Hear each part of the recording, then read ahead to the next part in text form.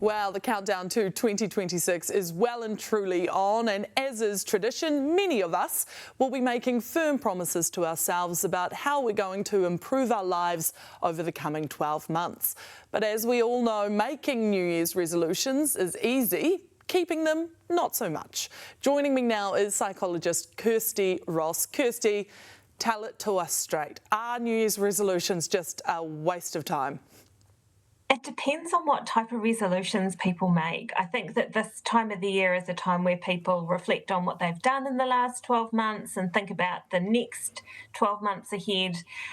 Resolutions that are positive, that are within your control, are often really helpful for people moving towards goals that are important to them.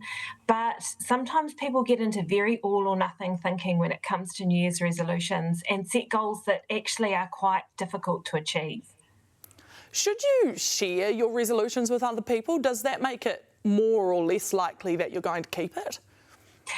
As long as people are supportive, and by that I mean checking in, seeing how it's going. I think one of the things which really means that people let go of resolutions is guilt and embarrassment when they start to fall over.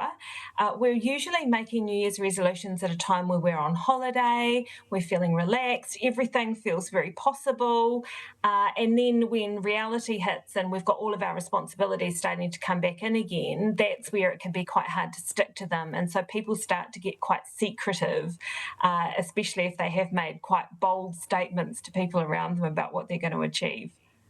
So what are your best tips for keeping a resolution?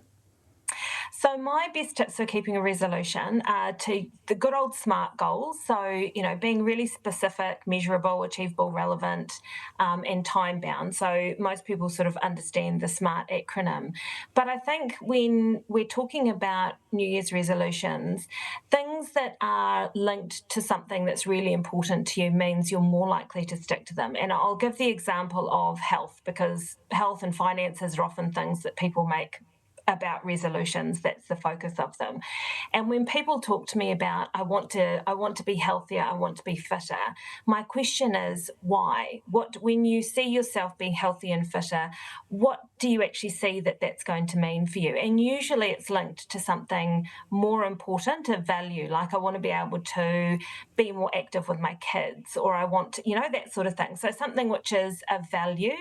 And so rather than setting yourself a goal which is a number, whether it's a bank account or a number on the scale, think about what is the best version of yourself that you want to be, and what does that look like, and what are the steps that you need to take to get there. Yeah, great advice coming into 2026. Kirsty Ross, thank you so much for joining us. My pleasure.